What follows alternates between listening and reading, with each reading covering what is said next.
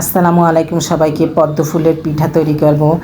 এর জন্য জাফরান ভিজিয়ে নিয়েছি, 1 বাটি ময়দা নিয়েছি, 1 কাপ চালের গুঁড়া, 1 টেবিল চামচ চিনি, 1 চা চামচ লবণ, 2টা ডিম, সয়াবিন তেল এবং জাফরানের পানি আর এমনি নর্মাল পানি দিয়ে ময়দাটা ভালো করে মথে নিয়েছি।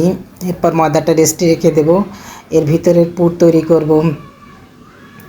এরপরে ময়দাটা বড় রুটির আকারে বেলে নিতে হবে পাতলা করে। এর উপরে ময়দা ছিটিয়ে দিয়ে ভাঁজ করে নিতে হবে পরাটার মতো।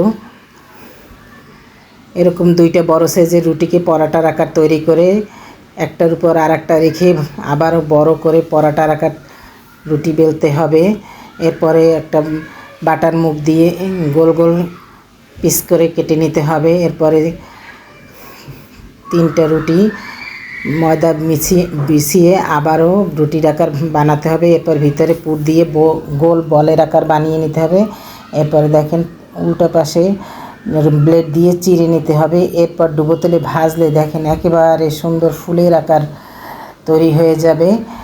এর ভিতরে শিরা দিয়ে দিতে হবে উপর থেকে, আর সুইট বল দিয়ে সাজিয়ে নিতে হবে। হয়ে গিয়েছে পদ্ম ফুল। ভালো লাগলে লাইক কমেন্ট